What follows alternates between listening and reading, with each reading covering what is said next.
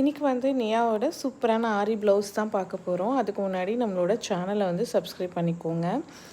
இந்த ப்ளவுஸ்லாம் நம்ம வந்து சேல்ஸ்க்காண்டி பண்ணலைங்க. நம்ம ஷாப்புக்கு வந்து ஸ்டிச்சிங் கொண்டு கொடுக்குற கஸ்டமரோட ப்ளவுசஸ் இதெல்லாம் அவங்களுக்காண்டி நம்ம பண்ணியிருக்க சிம்பிள் ஆரி ஒர்க் அண்ட் சிம்பிளாக நீட்டாக பர்ஃபெக்டாக பண்ணியிருப்பாங்க.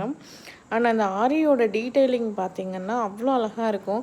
ரொம்ப கஜகஜான்னு ஃபுல் ப்ளவுஸும் ஒர்க் பண்ணி போடுறத விட இந்த மாதிரி சிம்பிளாக அதோட டீட்டெயிலிங் வந்து ரொம்ப நீட்டாக டிஃப்ரெண்ட்டாக இருக்க மாதிரி பண்ணிங்க அப்படின்னா சிம்பிள் ஒர்க்கு கூட ரொம்ப சூப்பராக இருக்கும்.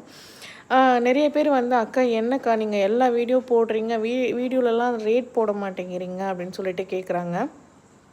எங்களுக்கும் ஆசை தான் ரேட் போடணும்னு.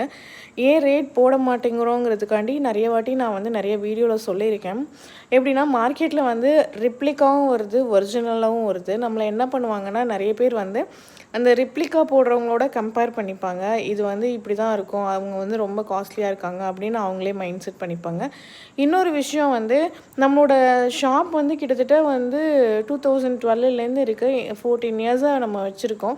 நான் வந்து ஒரு 2015 போட்ட ப்ளவுஸோட காஸ்ட்டு வந்து இப்போ எடுத்துகிட்டு வந்துட்டு சிஸ்டர் நீங்கள் அந்த ப்ளவுஸுக்கு அப்போ 2000 போட்டிருந்தீங்க, இப்போயும் 2000 வாங்குவீங்களா அப்படின்னு சொல்லிட்டு கேட்பாங்க. ஸோ அதனால் அந்த ரேட்டு ப்ராப்ளம் வர்றதுனால நம்மளோட கஸ்டமைஸ்டு டிசைனுக்கு நம்ம வந்து ரேட் சொல்கிறது கிடையாது.